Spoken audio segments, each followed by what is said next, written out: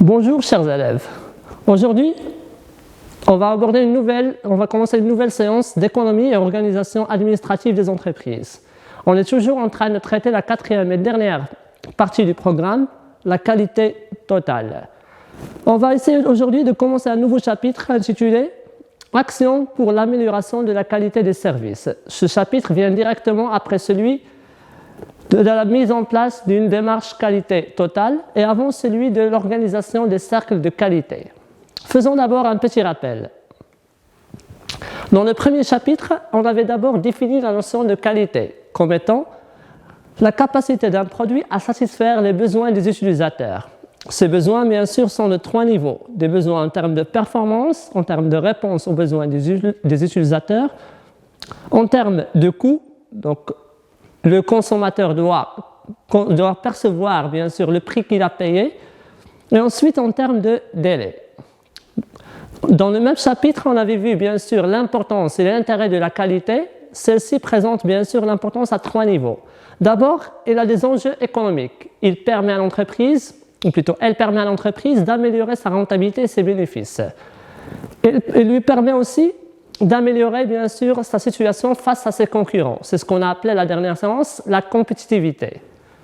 Et aussi des enjeux sociaux, puisqu'ils permettent à l'entreprise d'impliquer et de motiver ses salariés.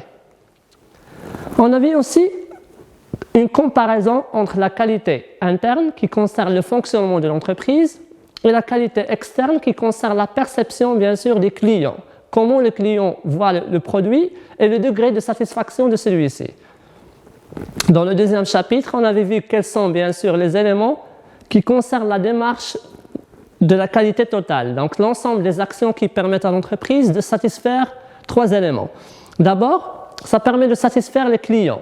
Deuxièmement, ça permet de satisfaire aussi les besoins du personnel.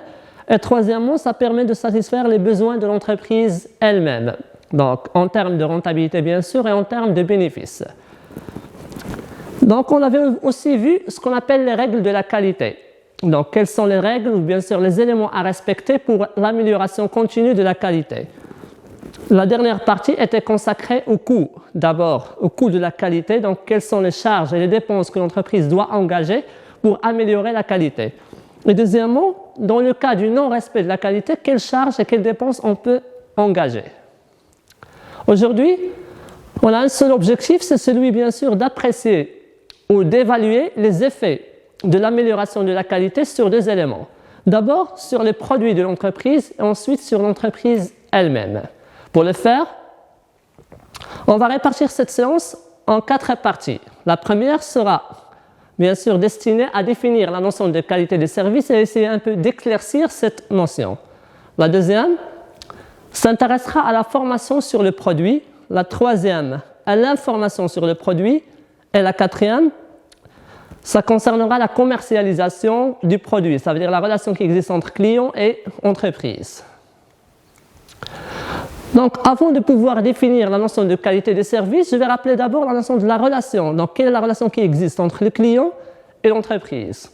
Auparavant, cette relation concernait un seul élément, c'était la vente. Donc, même si l'entreprise produit des produits de qualité ou de qualité supérieure, donc sa seule relation avec le client était une relation commerciale. Donc, il était une relation d'achat-vente. Alors qu'actuellement, la nouvelle conception de la qualité demande qu'on prend le client comme centre d'intérêt de l'entreprise. Ça veut dire qu'on doit le prendre en considération depuis le départ, ça veut dire à la période de prospection, dans laquelle on doit étudier les besoins du client. Quels sont ses désirs, de quoi il a besoin, quelles sont les caractéristiques du produit qu'il demande, etc. Aussi, dans la deuxième partie, donc dans ce cas, on va parler de pilotage. Donc, c'est la partie qui concerne la production. Dans cette partie, l'entreprise doit intégrer les besoins du client dans son processus de production. La troisième partie, bien sûr, va concerner la vente. Et la dernière, c'est ce qu'on appelle les services après-vente. C'est-à-dire que l'entreprise doit garder ce contact avec le client même après la vente du produit. Il risque parfois de demander de faire des réclamations. Parfois, il y a des propositions, des recommandations de la part des clients, donc il faudrait être à l'écoute du client. Donc, pour définir la qualité des services, on a tendance à faire une petite confusion. Lorsqu'on parle de la qualité des services, donc on a déjà cette répartition en tête que les produits sont divisés en deux catégories, des produits matériels qu'on appelle des biens et des produits immatériels qu'on va appeler des services. Donc on a tendance à dire que la qualité des services concerne la qualité dans le secteur tertiaire, ça veut dire les entreprises qui produisent des services. Cette conception bien sûr est fausse car la qualité des services concerne les services qui entourent le produit. Ça veut dire tout ce qui concerne le produit, que ce soit pour les entreprises du secteur primaire, du secteur secondaire ou même du secteur tertiaire. Ces services, bien sûr, qui accompagnent le produit sont divisés en deux catégories. D'abord, des services qui concernent le contact avec le client. Le client, en venant à l'entreprise, doit bien sûr voir des locaux qui sont très propres. Donc, que ce soit le local, le rayonnage, ou tout ce qui est en face du client doit être très propre. Deuxièmement, la qualité qu'on doit réserver à ce client, la qualité d'accueil qu'on doit lui réserver. Donc, il doit avoir un personnel bien sûr bien habillé, un personnel bien sûr bien présenté, et on doit bien sûr avoir un échange qui est très bien fait. Deuxièmement, la qualité aussi des échanges avec le client, des relations qui existent entre le client et l'entreprise. Ces échanges concernent généralement les demandes d'informations. Donc, avant que les clients achètent tel ou tel produit, il va venir demander ou s'informer sur les caractéristiques des produits. Donc, on doit prendre en considération ces informations et savoir communiquer avec celui-ci. Ça peut concerner aussi, après l'achat, ça peut concerner les propositions et les recommandations qui sont faites par les clients pour ce produit. Donc, des propositions qui concernent l'amélioration ou la correction de quelques problèmes. Prenons un petit exemple. Donc, supposons qu'une femme, en passant bien sûr, en faisant du shopping, donc, a trouvé un magasin qui est connu par ses produits de bonne qualité. Donc, il va entrer pour essayer d'acheter quelque chose. Mais en entrant, il a trouvé d'abord que le magasin il est très vide, car les agents, bien sûr, les commerciaux, étaient en train de discuter. Ils ne donnaient aucune importance à ses besoins.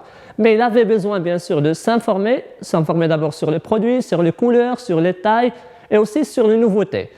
Malgré ça, il a continué, bien sûr, son shopping. Il a essayé de choisir quelques éléments, mais en allant à la caisse, en allant payer à la caisse, il a trouvé, bien sûr, une caissière qui est mal à l'aise, qui est grincheuse, qui ne lui a pas donné l'importance, ce qui a fait que le client, bien sûr, la cliente s'est énervée et a abandonné sa marchandise.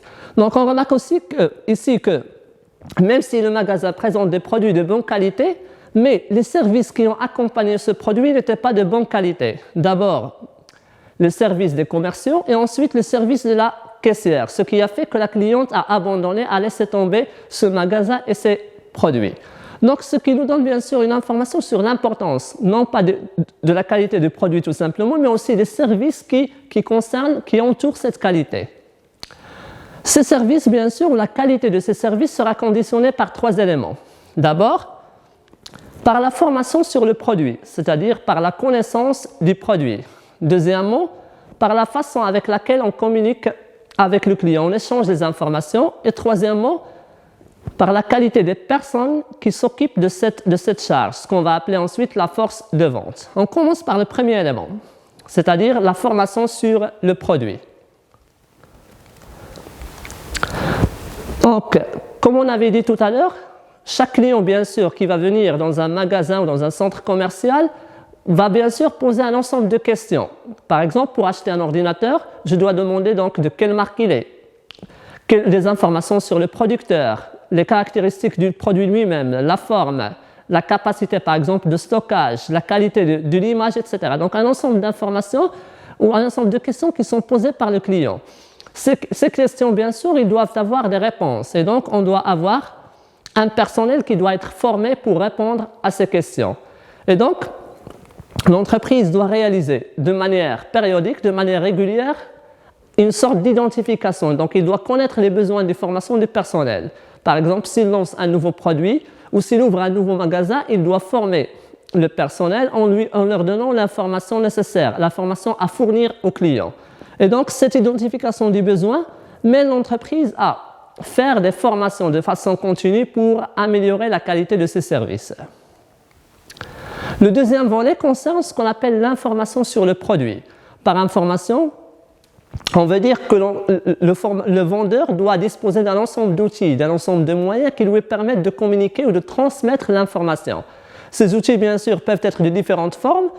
On va prendre 3 exemples d'outils qui peuvent être utilisés. D'abord, ce qu'on appelle les échantillons ou les essais. Donc, chaque entreprise, pour convaincre le client d'acheter, opte parfois, par exemple ici dans l'image, on a un exemple d'entreprise qui produit de la nourriture, donc il travaille dans l'agroalimentaire. Donc on propose parfois ce qu'on appelle des dégustations gratuites. Donc il propose aux clients de goûter le produit avant de l'acheter. La même chose aussi pour les parfumeurs. Donc lorsque vous voulez acheter un parfum, donc les gens vous proposent de sentir le parfum avant de l'acheter. Ou même pour les voitures. Donc lorsque je veux acheter une voiture, on me permet d'essayer d'abord de voir comment marche cette voiture avant de l'acheter. Deuxièmement, on peut utiliser parfois ce qu'on appelle les catalogues ou les dépliants. Les catalogues permettent aux clients d'avoir une information abondante, une information complète sur le produit. Donc, ça permet de lui présenter l'ensemble des produits de l'entreprise et aussi les références des différents produits ainsi que parfois les prix. Deuxièmement, on choisit aussi ce qu'on appelle les dépliants. Donc, les dépliants, ce sont des petits imprimés qui donnent une information qui est abrégée sur l'entreprise et sur ses produits. Troisième façon, c'est l'argumentation.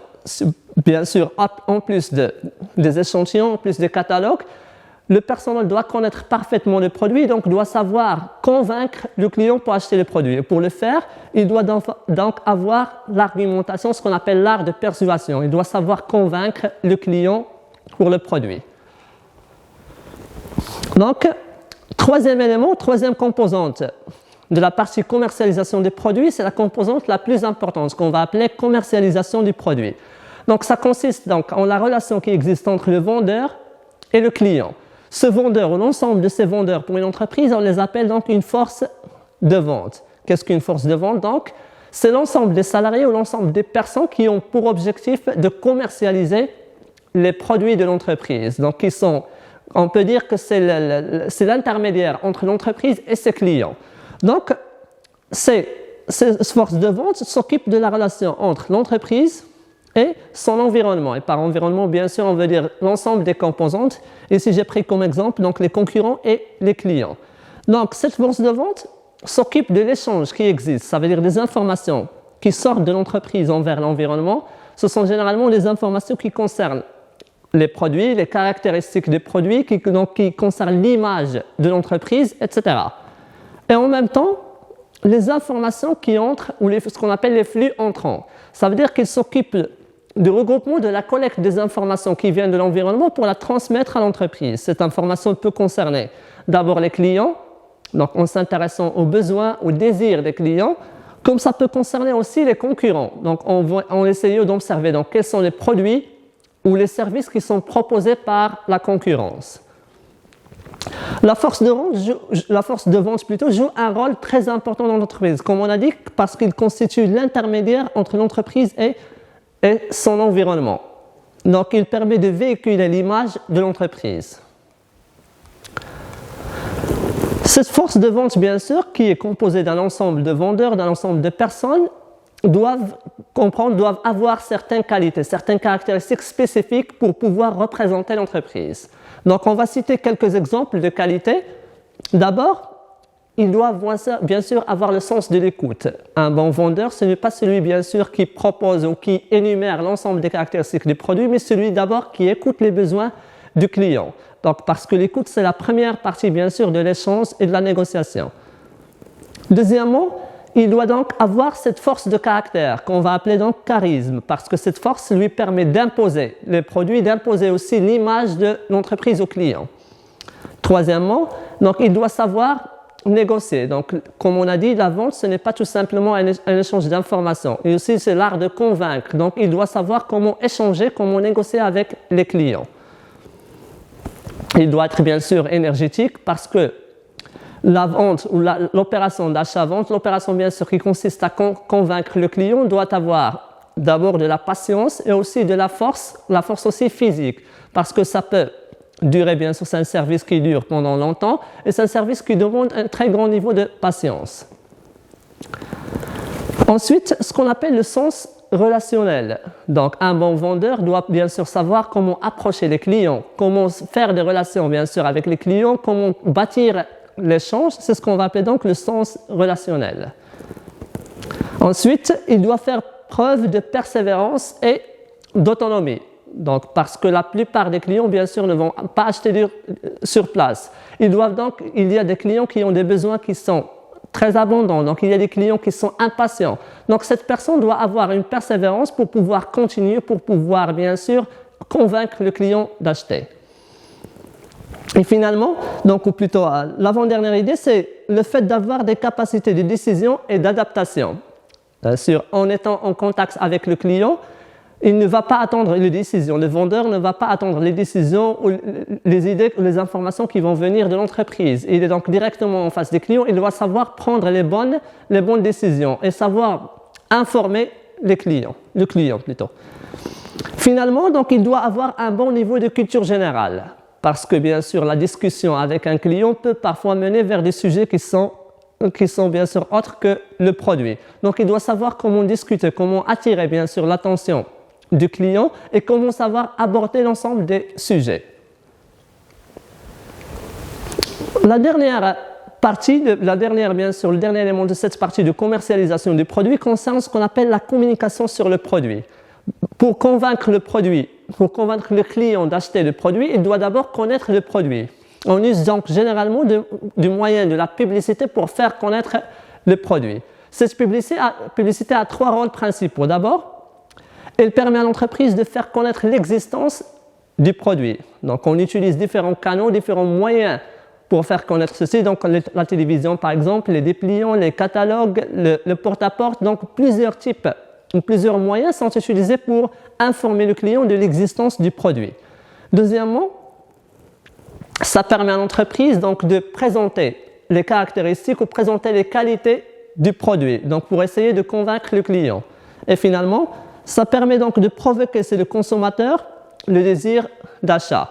Donc, auparavant, c'était le besoin qui crée le produit. Maintenant, actuellement, on parle donc de la création du besoin par le produit. C'est le produit qui crée lui-même sa propre demande ou son propre besoin. Donc, par exemple, lorsqu'on fait de la publicité pour les téléphones portables, on vante à chaque fois donc, les caractéristiques du téléphone pour essayer de provoquer ou de créer ce désir chez le consommateur pour acheter le produit. Donc, essayons maintenant de faire une petite récapitulation. D'abord, dans cette partie, on avait d'abord défini la qualité des services et on avait donc essayé d'expliquer cette confusion qui existe dans le sens de la qualité des services. La qualité des services veut dire la qualité de l'ensemble des services qui accompagnent le produit. Deuxièmement, on s'est intéressé bien sûr aux détails de la qualité, aux facteurs qui conditionnent la qualité des services. Le premier, c'est celui de l'information sur le produit. Donc, chaque vendeur doit avoir un maximum d'informations sur les caractéristiques et sur le détail du produit pour pouvoir d'abord répondre aux questions et deuxièmement pour pouvoir convaincre ce client pour acheter ce produit. Dans la troisième partie, on avait vu ce qu'on appelle l'information sur le produit. Donc, ça permettait de définir quelles sont les caractéristiques, quels sont les moyens qu'on peut utiliser pour convaincre le client. Ces moyens, bien sûr, sont différents d'une entreprise à une autre. Ça peut aller des échantillons, des catalogues, jusqu'aux arguments qui sont utilisés par les vendeurs. Et finalement, on s'est intéressé à la commercialisation du produit. Par commercialisation du produit, bien sûr, on veut dire la relation qui existe entre le vendeur, ce qu'on a appelé la force de vente, qui représente l'entreprise, et le client, qui vient bien sûr de l'environnement de l'entreprise. Ces vendeurs ou cette force de vente est le premier contact entre l'entreprise et son environnement, qui est composé des concurrents, des clients, des fournisseurs, etc. Donc cette force de vente doit avoir certaines qualités pour pouvoir représenter l'entreprise. Et dans bien sûr, le tout dernier élément, c'était la question de communication sur le produit dans laquelle on s'est intéressé à la publicité du produit. La séance prochaine sera donc intitulée « Organisation des cercles de qualité ». Donc c'est l'avant-dernière partie du programme. Donc je vous laisse. Merci pour votre attention.